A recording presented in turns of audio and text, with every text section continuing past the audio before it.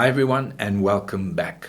On one of my recent travels, thieves broke into the home in which we were staying and many personal possessions were stolen, and I was the first to discover the incident, and to be honest, it came as quite a shock. And when you are facing something like that, you have the obvious feeling of loss because of what's taken place, but also you can have that feeling of being violated.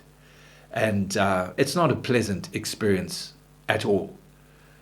So it got me thinking, the problem is when we are accustomed to robbery, and it's something we hear of on a regular basis and we're used to it, it somehow seems to infiltrate our lives. So when it happens, it's not a real shock at all, because it happened over there, it happens there, and we live in the society and you kind of get used to it.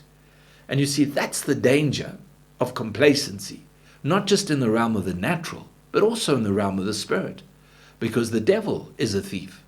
And if we ever get used to his thieving, robbing ways, then we're in serious trouble. That's why we read in the book of Zephaniah, chapter 1, he says in verse 12, "It will come about at that time that I will search Jerusalem with lamps, and I will punish the men who are stagnant in spirit, who say in their hearts, the Lord will not do good or evil." In other words, the people of Israel were complacent. They were just oblivious to all the situations, good, bad, evil, honest, dishonest, that were taking place in the land and their society. They had lost that sense of shock, that sense of wrong and sense of unrighteousness. It had completely gone from them. Paul says we're not to give the devil a foothold. He warns us to be able to stand against the wiles, the trickery of the devil.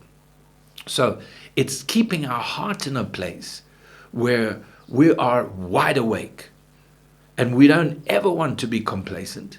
We don't ever want to take things for granted.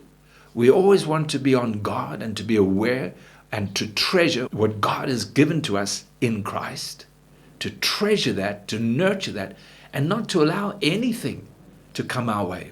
I never want to be in the place where I lose that sense of violation, I lose that sense of loss, but I always want to be in the place of sensitivity to God for what He has for my life, so that we can walk in righteousness and holiness and be a true living testimony for Him in this world today. May the Lord help us. God bless.